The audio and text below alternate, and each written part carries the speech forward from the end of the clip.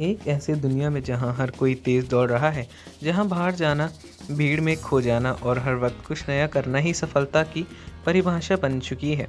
ऐसे में अगर कोई कहे कि उसे घर पर रहना अच्छा लगता है तो लोग चौंकते हैं, सवाल करते हैं, जज करने लगते हैं। लेकिन क्या कभी आपने सोचा है कि अगर घर पर रहना कमज़ोरी नहीं बल्कि एक मजबूत इरादा है?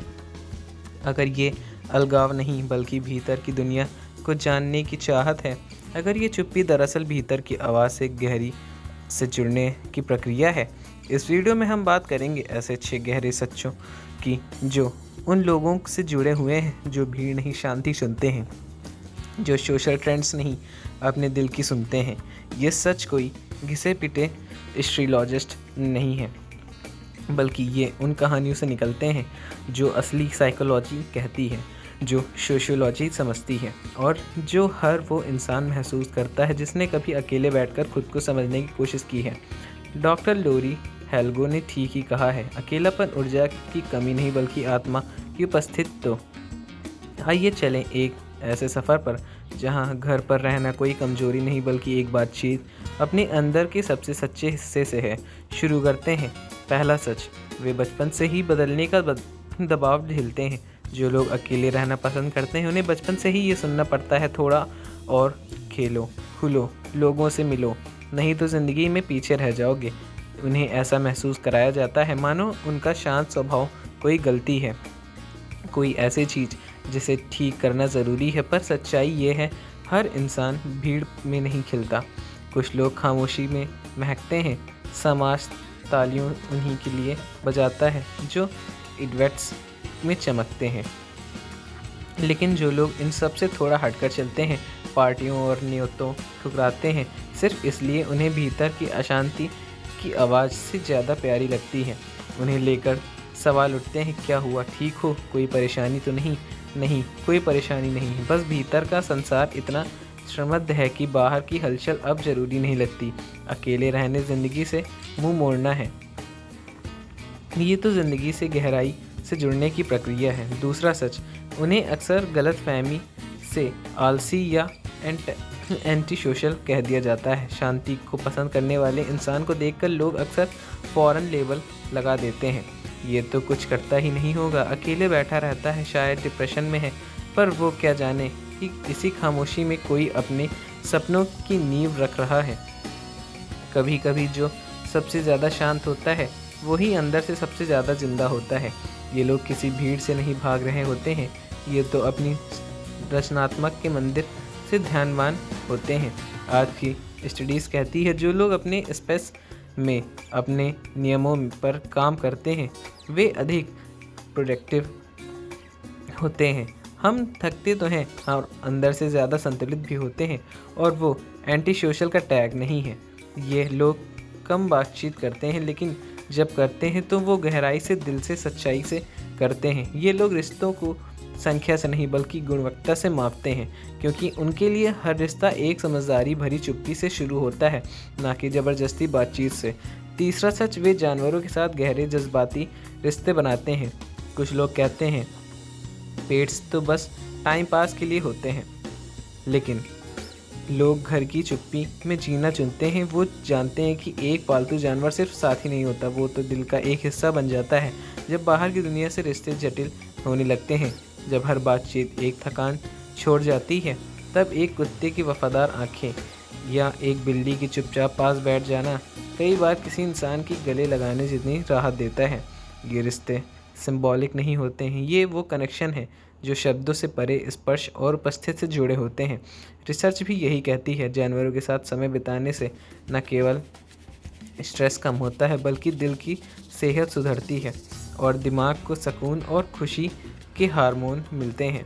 क्योंकि जब दुनिया बहुत तेज़ हो जाती है तो यही मासूम जानवर एक शांत लय में वापस ले आते हैं, जहाँ कोई दिखावा नहीं, सिर्फ सच्चा साथ होता है।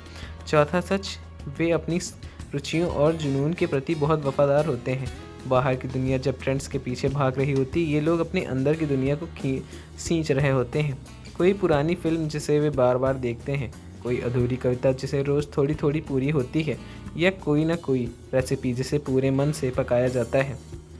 ये सब उनके लिए बस शौक नहीं बल्कि जीवन की लय है। वे चीज़ें से उबरते नहीं हैं बल्कि उन्हें हर बार एक नई नज़र देखते हैं, और यही वफादारी उनके रिश्ते में भी झलकती है। वे भीड़ भरे हल्के रिश्ते में नहीं उलझते क्योंकि बल्कि चुनते तो हैं वो गहरे, भरोसेमंद और टिकाऊ रिश्ते। एक स्टडी कहती है जिनके रिश्ते कम लेकिन सच्चे होते हैं वे ज़िंदगी में ज़्यादा संतुष्ट होते हैं। इनके लिए घर कोई चार दीवारी नहीं बल्कि एक पवित्र स्थान है जहाँ उनका जुनून, उनकी पहचान और उनका सुकून फैलता है। पांचवा सच, फिर रिमोट वर्क में फालतू कोरोना काल में एक बड़ा सच है सामने रखा गया कि ऑफिस का चार दीवारी से बिना भी किया जा सकता है। वे सिर्फ कंफर्ट की तलाश में नहीं होते हैं, ये अपने ऊर्जा, फोकस और समय को सही दिशा देना चाहते हैं। लेकिन अफसोस आज भी कुछ लोग इसे समझते नहीं हैं। कोई बॉस सोचता है कि दिखाई नहीं दे रहा है मतलब काम नहीं कर रहा है। कोई रिश्तेदार पूछता है घर पे है थोड़े से ये काम कर देना। पर सच्चाई तो ये है कि घर से काम करने वाला इंसान अपने भीतर की डिसिप्लिन और टाइम मैनेजमेंट से काम करता है। रिसर्च कहती है रिमोट वर्क्स न केवल 13% ज़्यादा प्रोडक्टिव होते हैं बल्कि वो ज़्यादा खुश और संतुलित भी रहते हैं। घर से काम करना कोई बहाना नहीं बल्कि एक सजग निर्णय है जहां इंसान अपने काम को अपने हिसाब से ज़्यादा प्रेम और गुणवत्ता के साथ आजमा देता है। छठा सच, उनके पास एक गहरी समृद्ध भीतरी दुनिया होती है। शायद ये सबसे सुंदर और सबसे कम समझा गया सच है कि जो लोग बाहर के चौकाचौंध से दूर रहते हैं, अपने घर में चुप्पी में जीना पसंद करते हैं, उनके भीतर एक अनमोल समृद्ध संसार होता है। उनका अकेलापन कोई खालीपन नहीं होता, वो तो भरा होता है यादों में, सच्चों में और परिस्थितियों में कभी न पूछे गए सवाल से और उन जवाबों से जो केवल शांति में सुनाई देता है।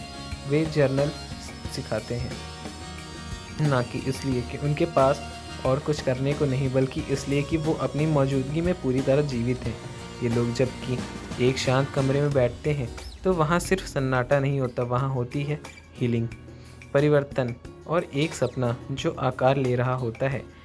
इनकी इमोशनल इंटेलिजेंस ऊंची होती है, इनका आत्मज्ञान गहरा होता है और इनकी ग्रोथ किसी बाहरी गाइड से कम नहीं बल्कि अपने अंदर की आवाज़ से चलती है। तो ये लोग दुनिया से भागते नहीं बल्कि दुनिया को अपने भीतर समेट लेते हैं। घर पर रहना कमजोरी नहीं है, ये कोई डर का संकेत नहीं है, ना ही अलगाव का परिणाम है। यह एक सचेत चुनाव भी हो सकता है जहां दूसरों की मजबूरी से ज़्यादा खुद से संतुलन होता है। अगर कभी तुम्हें लगे कि मैं क्या इतना अकेलापन हूँ पसंद करता, तो याद रखो तुम टूटे नहीं हो, तुम बस जागरूक हो, तुम बस अपने मन को, दिल और आत्मा को आवाज़ सुन रहे हो।